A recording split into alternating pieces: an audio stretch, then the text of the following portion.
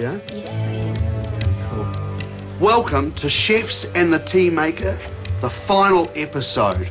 I was totally inspired by my experience with Dilmah in Sri Lanka, and I hope you've been by the series as well.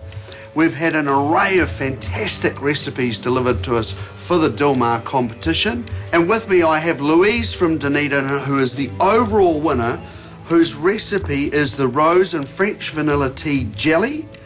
How do we do it? What we do is, firstly, we soak the gelatine leaves in the cold water and measure 500 mils of hot boiling water and add 2 tea bags and let it sit for a minute and a half. So now you're going to get your vanilla bean. I'm going to split the vanilla bean and measure 2 tablespoons of sugar. Now we're going to take the teapot and pour the tea into the saucepan. That rose and vanilla Dilmah tea smells so good. See those gelatine leaves coming out. Okay, shall we have a taste? It's delicious. Really good. And fill the moulds. And they just go in the fridge. Perfect. So we're just about there, aren't we? What do you think? Couple more. Lovely. So we'll pop these into the saucepan and add 2 tablespoons of caster sugar. So what inspired you for this dish? I mean, how'd you come up with, rose and vanilla tea jelly?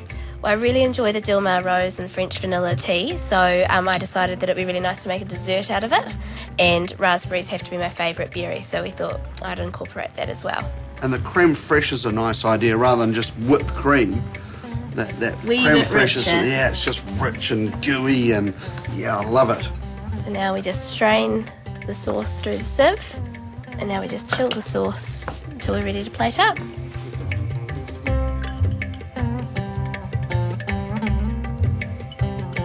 Good. Bravo, that looks fantastic, Louise. But what really got my attention was your panna cotta mix. I mean, you had 3 entries that you put in for this competition. That was your first one, but your panna cotta recipe turned me on. Tell me about that one. I just used peppermint tea as an infusion into the cream when I made it, so it was very, very nice. And you've got a strawberry salad with that as well, using the tea as well. Yes. So do you know who Meryl J. Fernando is? Yes, I do. We're big Dilmah tea drinkers at our house. We usually enjoy the Earl Grey, but at the moment we're drinking the masala chai, which is just delicious. Good choice. Meryl J. Fernando is a real humanitarian, not just in Sri Lanka, where he schools underprivileged children that he pays for. Also in New Zealand, all the hospices in New Zealand, he donates all the tea. That looks awesome. I'm dying to try it, so I'm going to have a little taste. Good? It's not just good, it's sensational. I love that peppermint tea flavour coming through. Isn't it incredible how, something that we just normally drink can make a dessert into something magical? That is delicious. Where does the passion for all this come from?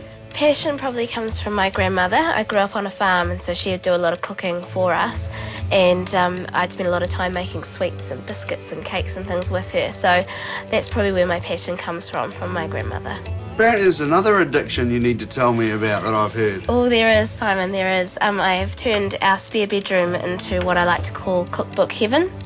And I've got a massive big bookshelf in there, and basically it's just chocker full of cookbooks. What's chocker? How many cookbooks? Close to 200, I'd say. Oh my goodness, I'd hate to think how many shoes you've got. No, not as many shoes, but I do like shoes as well. Give Louise's recipes a go. You'll find them on foodtv.co.nz.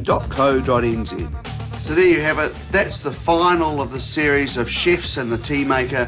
We've enjoyed bringing it to you. Remember, your Dilmah tea can turn your food into something sensational.